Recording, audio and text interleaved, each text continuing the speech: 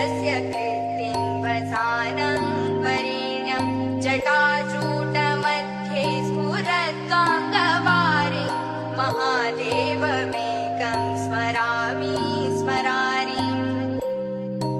हमें कोई परम पद नहीं चाहिए, हमारे अंदर कोई ऐसी आकांक्षा नहीं कि हम शिव को छोड़कर कोई और परम पद पाए। शिवाकान्त शम्भो शशाकाधमौलि महेश्वर शूलिङ्गजटाजूटधारि त्वमेको जगद्व्यापको विश्वरूप प्रसीद प्रसीद प्रभो पूर्णरूप।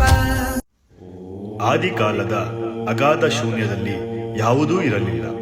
ಹೆಸರು ಇಲ್ಲದ, ರೂಪವಿಲ್ಲದ ಶಕ್ತಿಯೊಬ್ಬನೇ ಇದ್ದನು.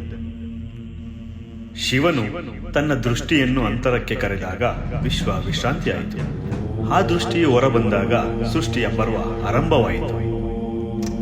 ಒಬ್ಬ ಭಕ್ತೆ ನಿಷ್ಕಪಟ ಪ್ರಾರ್ಥನೆಗೆ ಮಣ್ಣಾಗಿದ್ದಳು. ಅವಳಿಗೆ ಬೇಕಾಗಿದ್ದು ಹೆಸರು, ಸಂತಾನವೋ ಅಲ್ಲ.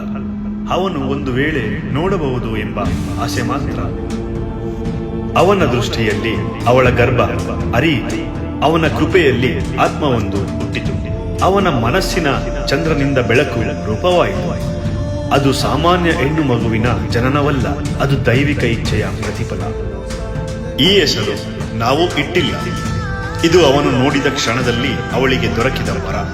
ಇದು ನಮ್ಮ ಸಂಸ್ಕೃತಿಯ ಧ್ವನಿ, ಶಿವನ ದೃಷ್ಟಿಯ ರೂಪ. ಅವಳು ಕೇವಲ ಹೆಣ್ಣು ಮಗು ಅಲ್ಲ, ಅವಳು ದರ್ಶನ, ಅವಳು ನಾಮರೂಪ, ಅವಳು ಶಿವಸ್ವರೂಪ, ಅವಳು ಶಿವನ ಕಣ್ಣಿನಿಂದ ನುಡಿಯಾದ ನಾಮ. ಶಿವನು ನೋಡಿದವಳು, ಮತ್ತೆ ಎಂದಿಗೂ ಮರೆಯದವಳು.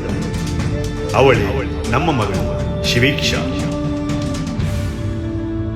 ಶಿವೇಚ್ಛಾಯ ಜಾತಂ ರೂಪಂ ಶಿವೇಕ್ಷಾ ಇತಿ ಕಥ್ಯತೆ.